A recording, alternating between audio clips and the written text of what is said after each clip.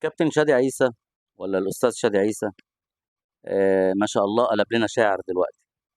يقول لك كابتن ياسر ريان كشف المستخبي. المستخبي بان مع كابتن ياسر ريان. يا سلام، يا سلام. يا جماعة احنا اقسم بالله الصياح بتاعكوا ده احنا زهقنا منه وقرفنا منه. مستخبي ايه اللي بان؟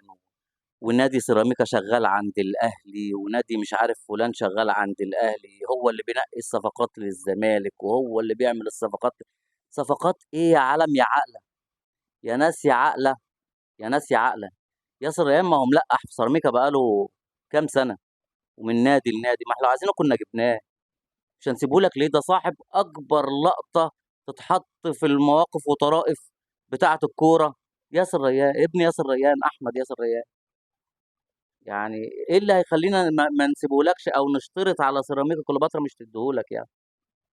ايه اللي بتقولوه ده؟ حرام عليكم، عقول الناس، عقول جمهوركم حرام عليكم مش كده؟ عقول جمهوركم حرام عليكم مش كده؟ ما هو مرمي في سيراميكا بقاله كام سنه، ومش عايزين نجيبه كان اعاره ومش عايزين نرجعه. خدوه. احنا علاقتنا ايه بان سيراميكا عايز يحافظ علاقته مع الاهلي ومع الزمالك؟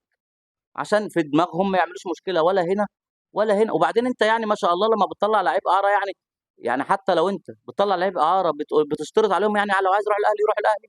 ما انت وقفت امام عاشور زنهار كده مع المستشار مرتضى منصور، وقلت له قول والله العظيم ما هروح الاهلي، قول والله العظيم ما هروح الاهلي.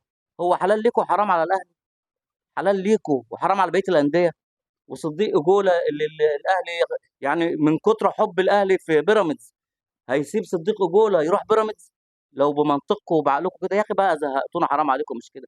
سيبوا الناس بقى يا اخي تتعامل بما يرضي الله. زهقتونا.